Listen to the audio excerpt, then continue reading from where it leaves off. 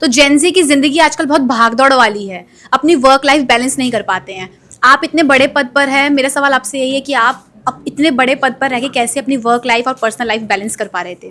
मैं आपको सच बताऊं, अब तो मैं कह सकता हूं थोड़ा सा पीछे हट कर देख करके कि मैंने एक वर्क लाइफ बैलेंस मेंटेन किया, पर असलियत आप मुझे पूछिए तो वर्क लाइफ बैलेंस मेंटेन करना बहुत कठिन होता है। समय ऐसे होता है कि आप कई दिन वर्क यानी काम ही करते हैं। कई जजमेंट्स ऐसे थे कि हम 72 घंटे 96 घंटे बिना सोए बिना खाना खाए हमने काम किया है। चाहे मैं वकालत में था, बाद में जज बना, चीफ जस्टिस ऑफ इंडिया भी था, तब कई बार 12, 12:30, 1 बजे तक काम होता था, 3:30 बजे फिर से हम काम शुरू कर लेते थे। मेरे साथ जो यंग बच्चे काम करते थे, युवा पीढ़ी काम करती थी, लॉ क्लर्क्स, वही मेरे साथ काम करते थे। तो देखिए, वर्क लाइफ बैलेंस के बारे में बात करना ज़रूरी है, पर हम वर्क लाइफ बैलेंस मेंटेन नहीं कर पाते तो इसमें कोई खेद की बात नहीं है, क्योंकि पर मन में तो ज़रूर इस बात को रखना है। और वर्क लाइफ बैलेंस कैसे? अच्छा न्यूट्रिशन हो, अच्छा एक्सरसाइज ले लें, थोड़ा रेस्ट के लिए अपने लिए समय कार्व आउट कर लें। ये एक्चुअली मेंटेन करना आसान नहीं है, और मेंटेन हम ना कर पाएँ तो हम ऐसा नहीं सोचना चाहिए कि हम वी आर बीन फेलियर्स। ये कठिनाइयाँ हैं, ये चैलेंजेस हैं, हर एक पीढ़ी को ये चैलेंजेस भुगतनी पड़ी हैं। जब मैंने वकालत शुरू की थी तो मेरे कोई गॉडफादर नहीं थे। अब मैं किसी क्लाइंट को कहूँ कि नहीं, मैं आज 8 बज गए, मैं घर जा रहा हूँ क्योंकि मुझे वर्क लाइफ मेंटेन करना है, बैलेंस मेंटेन करना है, वो क्लाइंट किसी और के ऑफिस में चला जाता। तो ये चैलेंजेस हर एक को इनका सामना करना है, पर इतना है कि आज जब आप युवा जनरेशन में हों, आप ये आपके दिल में रखें, मन में रखें, तो आगे वाले समय में आप और बड़ी मात्रा में उसको अपना सकते हैं। आप सीनियर बन जाएंगे, थोड़ा सा डेलीगेट कर सकेंगे आप काम। आपके लीडर हैं मनोज जी, वो कितना काम डेलीगेट कर सकते हैं, पर हमेशा उन्होंने डेलीगेट नहीं किया था। तो ये आप आदर्श अपने मन में रखें तो काफ़ी है। प्रेस फ्रीडम और लीगल रिस्पॉन्सिबिलिटी के बीच बैलेंस कैसे मेंटेन किया जाए? देखिए, मैं समझता हूँ कि press freedom is the highest value in a democratic society. No democracy can exist in the absence of a free and absolutely free press. पर जब हम कहते हैं कि प्रेस फ्रीडम होना चाहिए, उसके मायने ये नहीं कि प्रेस अनफ्रीडम होना चाहिए। जब प्रेस अपनी जिम्मेदारियां नहीं निभाती तो प्रेस वो अनफ्रीडम हो जाता है। जब आप सत्य नहीं लोगों के सामने रखते हैं तो प्रेस अनफ्रीडम होता है। तो freedom is not freedom to be abused, but freedom to be used responsibly. और देखिए, आपने लीगल रिस्पॉन्सिबिलिटी या लीगल रेजिम की बात की। लोग न्याय का पालन क्यों करते हैं या विधि का पालन क्यों करते हैं? डर के मारे नहीं कभी पालन होता है। अपने आप में हम सोचते हैं कि ये एक सही मार्ग है, इसको हमें अपनाना चाहिए। तो compliance never is a product of the law.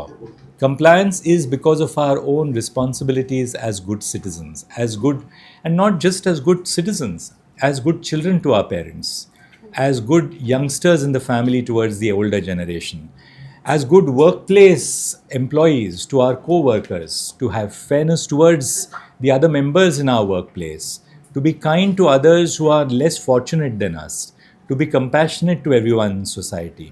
सो ये जो एक व्यक्तिगत स्वातंत्र्य होता है वो आपके अंदर से बाहर आना चाहिए।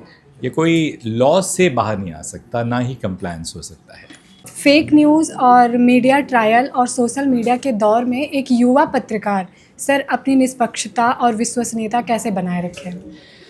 पहले तो किसी भी युवा पत्रकार को फेक क्या है, सच क्या है, खुद जानने की ज़रूरत है, क्योंकि आपके आसपास जो हवा चलती है उसमें क्या गलत है क्या सही है ये जानना बहुत ज़रूरी है। आपको जानना ज़रूरी है। जब तक पत्रकार नहीं जान पाता है कि क्या सच है, आप दूसरों को सच के बारे में कैसे बताओगे? दूसरी चीज़, एथिक्स की बात जो अभी हम कह रहे हैं कि मान लीजिए कोई असलियत नहीं है, पर उसको दर्शकों तक पहुंचाने में फेक न्यूज़ को आपको आईबॉल्स मिल जाएं, उसको हमने अपनाना, उस मार्ग को अपनाना नहीं चाहिए।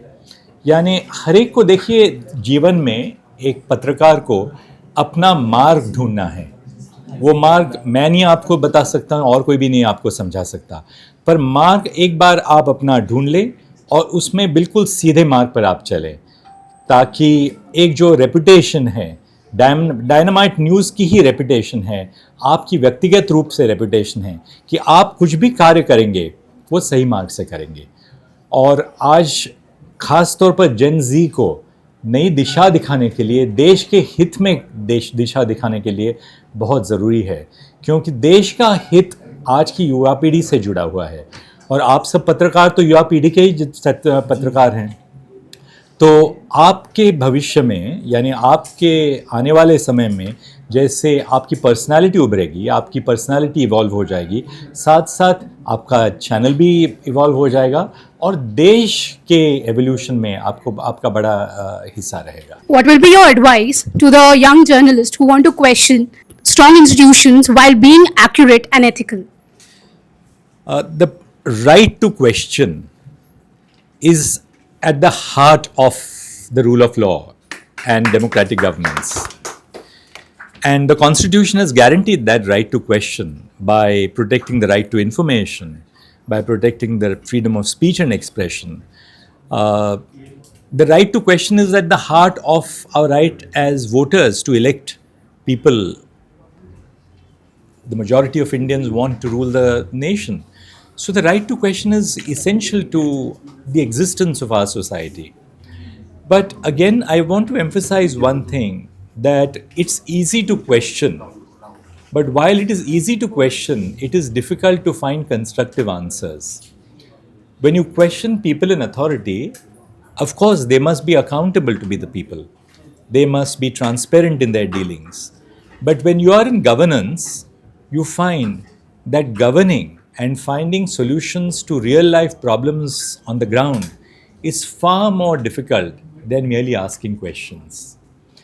अब आपके ऑफिस का ही देख लीजिए, आप इतना सुंदर स्टूडियो बना है, equipped with the latest in digital technology. इसको बनने में कितने साल लग गए हैं, क्योंकि कोई भी कंस्ट्रक्टिव चीज़ आप करने जाओ तो ओवरनाइट नहीं होती है वो तैयार। So please remember this, that doing something constructive, whether it is in your workplace, it's in your family, it's in your society, it's for the nation, it takes time. And whatever takes time requires patience and understanding. Because without patience and understanding, then you only tend to question and become cynical. So while questioning, we must guard against the danger of becoming pessimistic and cynical. Society should always live by optimism and not in a sense of cynicism and pessimism. कठिनाइयाँ तो बहुत बड़ी हैं, challenges देश के सामने बहुत बड़े चैलेंजेस हैं, पर हम सब एक साथ जुटकर काम करें तो चैलेंजेस को धीरे धीरे हम उनसे उभर सकते हैं और एक नए देश की हम अपेक्षा कर सकते हैं।